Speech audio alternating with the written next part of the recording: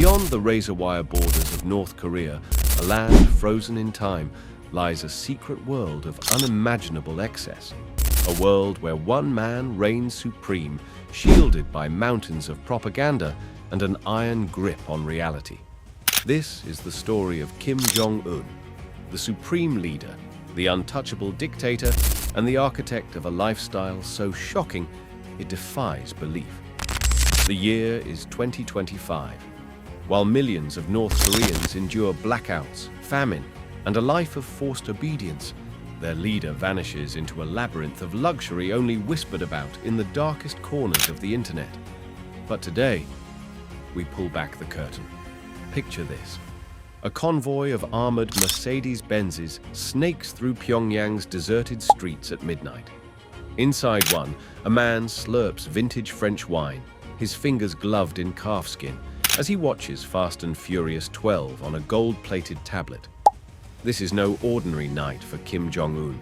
It's Tuesday. How does a man who controls a nuclear arsenal and starves his own people live behind closed doors?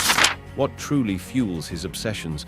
Power, fear, or a desperate craving for validation? From underground pleasure palaces to a $10,000 haircut regime, we journey into the heart of North Korea's darkest secrets. But first, let's rewind. To understand Kim's 2025, we must confront the myth he's built. To his people, he's a god, a figure immortalized in song, art, and chillingly staged photo ops. They're taught he needs no sleep, feels no cold, and radiates wisdom from birth. Yet, defectors tell a different story. A story of a man terrified of his own mortality, drowning in paranoia, and addicted to the very vices he bans his people from touching. In 2025, Kim's isolation deepens. Sanctions bite harder, droughts ravage farms, yet satellite images reveal something startling. New mansions sprouting near Mount Pektu, the sacred volcano where propaganda claims his divine bloodline began. One compound, codenamed Site Azure by foreign spies, boasts heated stables for imported Lipizzaner horses, a private IMAX theater, and a moat stocked with Siberian sturgeon, caviar on demand, harvested daily. But why the excess? Insiders say it's not just indulgence, it's control. Every imported cognac, every Disney-themed birthday bash is a middle finger to the West. A statement, "You will not dictate my reality." Yet, cracks emerge. In 2025, a leaked memo from Pyongyang's elite reveals a frantic order: secure 10,000 bottles of Hennessy Paradise. Not for a state function, for Kim's personal cellar. Meanwhile, farmers 50 miles away boil tree bark to survive winter. The disparity is no accident, it's policy. But Kim's excess is only half the story. To stay in power, he crafts a cult of personality so pervasive, even time bends to his will. North Korea's calendar now marks years as Juche 114, a timeline starting with his grandfather's birth. Clocks are reset to Pyongyang time. History is rewritten daily. And yet, the world watches. Intelligence agencies track his every move. Satellites zoom in on his yacht parties. Hackers intercept shopping lists. Wagyu beef, Dolce & Gabbana sunglasses, and a $2 million order for Swiss skincare. In 2025, Kim's face, smoother than ever, sparks rumors of a personal dermatologist smuggled in from Seoul. But behind the face creams and Hollywood blockbusters lies a darker truth. This is a man who orders executions via anti-aircraft fire, who starves his people to fund nuclear tests, who, in 2025, reportedly sleeps with a pistol under his pillow, fearing his own inner circle. This is the shocking reality of Kim Jong Un, a tyrant living in a gilded cage of his own design. But how did we get here? And what happens when the illusion crumbles? To unravel this, we go deeper into his palaces, his obsessions, and the ticking time bomb of 2025. Imagine a palace. Not just any palace, a fortress buried 300 feet below ground, encased in concrete, with walls thick enough to withstand a nuclear blast.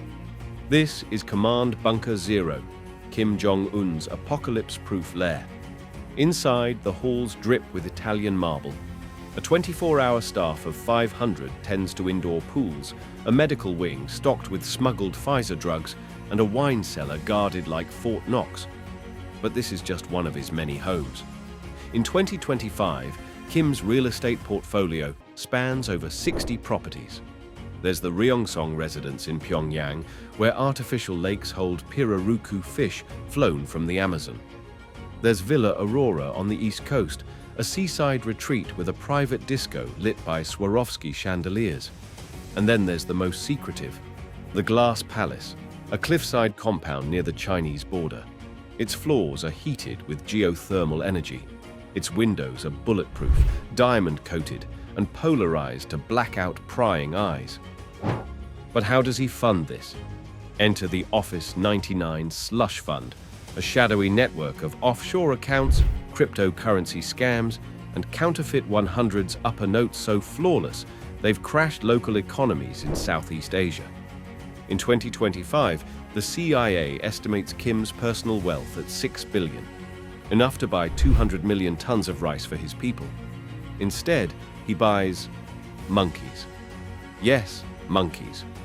In 2023, Kim reportedly spent $1.2 million on a pair of rare golden snub-nosed monkeys shipped from a private zoo in Malaysia. They now reside in his Pyongyang Safari Zone, a 400-acre menagerie featuring giraffes, pandas, and an albino peacock named Snow Glory. Staff wear noise-cancelling headphones to block the roars. Kim dislikes disturbing sounds. Yet, the indulgence doesn't stop at wildlife. His feasts are legendary. Former chef Kenji Fujimoto, who fled North Korea in 2024, describes a typical dinner. Tuna sashimi from Japan, Kobe beef smoked over cherry wood, and fresh fondue flown in from Switzerland. He'd eat until 3 a.m., then demand McDonald's-style fries. If the oil wasn't hot enough, someone got fired. But Kim's cravings aren't just culinary. In 2025, he becomes obsessed with luxury cars. Not to drive, to disassemble. A defector claims he orders Rolls-Royces and Bentleys shipped to a warehouse where engineers strip them for parts. Why? To build a supreme hybrid vehicle that combines British elegance with Korean ingenuity. The project, codenamed Star 2025, has burned $12 million so far. The prototype? A gold-plated monstrosity with a toilet seat upholstered in Mongolian cashmere. Meanwhile, North Korea's highways crumble. Most citizens have never seen a traffic light. Yet, nothing compares to Kim's most infamous project, the Pleasure Dome. Leaked blueprints show a $200 million underground complex complete with a wave pool, a casino staffed by kidnapped blackjack dealers, and a full-scale replica of Disneyland's Space Mountain. Rumor has it, Kim rides it nightly, screaming with delight as his aides clap robotically. But the dome's crown jewel is the Hall of Mirrors, a room where every surface reflects Kim's image. He'd stand there for hours, claims a former guard, staring, adjusting his jacket. Once, he punched a mirror because it made his hips look wide. The extravagance is grotesque, but it's also strategic. Kim's inner circle knows, keep him happy or face the firing squad. In 2025, his aunt, Kim Kyung-hui, allegedly gifts him a $4 million wristwatch engraved with nuclear missiles. She survives the year. Others aren't so lucky. Take General Ri Yong-gil. In 2024, he failed to procure a rare cognac, a 1789 Croisé Cuvée Léonie. Kim sentenced him to 10 pig farms. Ri's replacement? A 28-year-old niece with no military experience, but connections to a French liquor distributor. Yet, for all his wealth, Kim's greatest addiction is control. Every mansion has secret tunnels. Every meal is tested for poison. Even his haircuts are a state secret. Ah, the haircuts.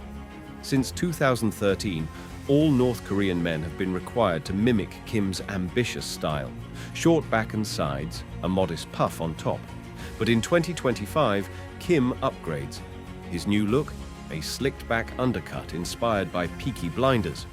Overnight, state media airs tutorials. Barbers are arrested for bad scissor work. But why the obsession? Psychologists suggest it's about dominance. If he can dictate their hair, says Dr. Lee Sung-yoon, a North Korea expert, he can dictate their minds, and perhaps his own insecurities. Kim, now in his early 40s, battles weight gain and rumors of diabetes. His tailor uses elastic waistbands. His portraits are airbrushed to hide double chins. Yet, he refuses to diet. Instead, he bans the word fat in state media. Citizens caught joking about his size face 15 years in labor camps. It's a tragic irony. The man who controls every aspect of his people's lives cannot control his own cravings. But as 2025 unfolds, Kim's excess begins to backfire. Droughts trigger riots, sanctions strangle the economy, and whispers of dissent grow louder. In the shadow of Kim Jong Un's glittering palaces, a darker machinery hums, a web of surveillance, fear, and ruthless control. This is the engine that keeps the supreme leader in power, even as the world outside his gates teeters on collapse. 2025 marks a new era of paranoia. Whispers from defectors describe a leader increasingly isolated, trusting no one, not even his own reflection.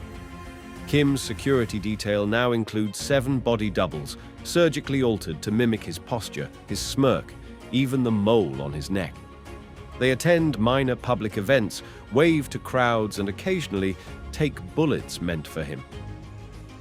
But the real threat, Kim believes, isn't from a gun. It's from a thought, a single rebellious idea.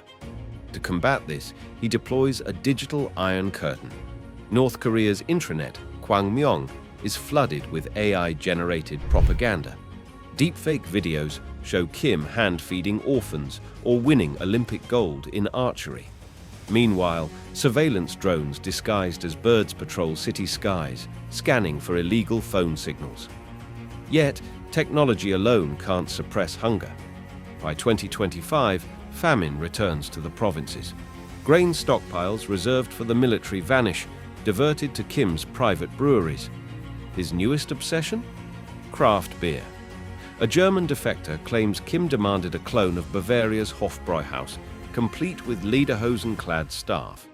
The regime's response? Let them drink rice water. But Kim's greatest fear isn't rebellion. It's irrelevance. In 2025, he launches Project Vanguard, a series of bizarre publicity stunts to cement his godlike image. State media broadcasts him riding a white stallion across Mount Pektu, a green-screen studio, inventing a COVID-24 vaccine, repackaged Chinese pills, and even scoring a perfect 300 in a staged bowling tournament. The world laughs, but in North Korea, the message is clear: bow or break. Yet, cracks in the dynasty are showing. Rumors swirl about Kim's health, his limps, his weight fluctuations, the sudden disappearance of his personal physician. His sister, Kim Yo-jong, now appears in 70% of his meetings, fueling speculation of a successor. But trust is a currency in short supply. In 2024, his uncle, Jang Song-taek, vanished after questioning Kim's yacht expenses. His fate? Officially, early retirement. Defectors tell a different story. And then there's the world beyond the border. A world that refuses to play by Kim's rules. In 2025, global sanctions tighten like a noose. The US bans luxury goods exports, hitting Kim's cognac reserves. China, long his lifeline, begins to falter, its own economy buckling under trade wars. Desperate, Kim turns to cryptocurrency heists, hacking banks from Manila to Mumbai. A UN report links him to the Ruby Dragon cyber attack, a $2 billion raid on Southeast Asian banks. The money? Funneled into missile tests and a new fleet of Lamborghinis. But missiles can't fill stomachs. By mid-2025, aid groups estimate 40% of North Korean children under 5 suffer from stunted growth. Videos leaked from the border show markets, trading in grass soup recipes and homemade rat traps. Yet, Kim's propaganda machine roars on. A recent documentary, Our Blessed Spring, depicts him piloting a tractor through record-breaking wheat harvests, footage later exposed as filmed in a warehouse with painted plywood fields. The lies are unsustainable, and Kim knows it. Which brings us to the unthinkable. What happens when the God King falls? Analysts paint two scenarios. The first, a palace coup. Young generals, tired of feasting on scraps, overthrow Kim and install a reformist puppet. The second, total collapse. A fractured nation, warlords, and a refugee crisis dwarfing Syria. But there's a third option, one Kim himself might engineer. A glorious war to unite his people and cement his legacy. In 2025, satellite images show unusual activity at the Punggiri nuclear site. Tunnels dug deeper than ever, truck convoys moving at night. Then, in October, a cryptic state media headline, "The hour of final victory nears." The world holds its breath. Yet, for all the threats and posturing, Kim's regime faces an enemy no missile can strike: truth. USB sticks smuggled from China carry K-dramas, TikTok clips, and news of the outside world. A teenage defector in Seoul recounts, "We saw how people lived, free, full, without fear. That's when we knew. Our leaders were liars." Kim's response? A $10 million bounty for hackers who can erase the internet. So far, no takers. As 2025 draws to a close, the question remains: can Kim Jong Un survive his own excess? Or is he writing the final chapter of the Kim dynasty? His grandfather founded a nation. His father starved it. And he's turned it into a carnival of horrors, a land where the ruler feasts on caviar while his people scavenge for roots. But history whispers a warning to dictators. No wall is high enough to keep out the future. No lie lives forever. The world watches and waits. For now, the lights still blaze in Kim's palaces. The yachts still sail. The monkeys still chatter in their gilded cages. But beyond the gates, in the darkness, a storm is brewing. And storms have a way of washing even the grandest illusions away.